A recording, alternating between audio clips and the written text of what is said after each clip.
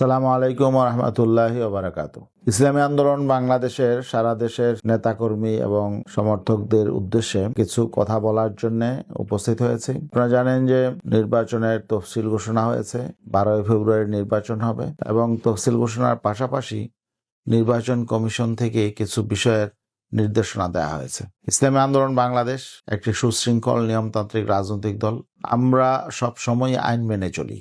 নির্বাচন কমিশন যে আচরণবিধি ঘোষণা করেছে, ইসলামী আন্দোলন বাংলাদেশ সকল পর্যায়ের এবং সারা দেশের 300 আসনেই আমরা আশা করি আমাদের নেতাকর্মীগণ নির্বাচন কমিশনের ঘোষিত সে আচরণবিধি মেনে চলবেন। বিশেষ করে এখন যে নির্দেশনা দেওয়া হয়েছে, অগ্রিম যে প্রচারণা করা হয়েছে এবং যেই প্রচার সামগ্রী এখনো পর্যন্ত আছে বিদ্যমান, ব্যানার, ফেস্টুন, পোস্টার, প্লেকার্ড, এগুলো সরিয়ে নেওয়ার জন্য নির্দেশনা দেওয়া হয়েছে। সারা দেশের 300 আসনেরই আমাদের নেতাকর্মী এবং আমাদের সমর্থকদের প্রতি অনুরোধ থাকবে, এই নির্বাচন কমিশনের নির্দেশনার আলোকে আপনারা সব প্রচার সামগ্রী সরিয়ে ফেলবেন। যেখানে ব্যানার, ফেস্টুন, বিভিন্ন রকম প্রচারণার জন্য বিলবোর্ড, এগুলো যেখানে লাগানো হয়েছিল, এগুলো আপনার নিজ উদ্যোগে সব সরিয়ে ফেলবেন আশা করি।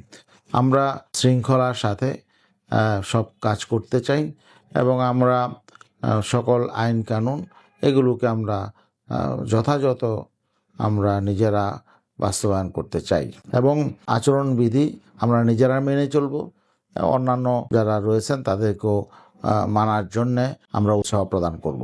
আমরা চাই একটি সুষ্ঠু, নিরপেক্ষ, শান্তিপূর্ণ নির্বাচন হোক এবং সেই নির্বাচনে আমরা সবাই অংশ নিব স্বতঃস্ফূর্তভাবে এবং সবাই আইন মেনে চলবো, আচরণবিধি মেনে চলবো।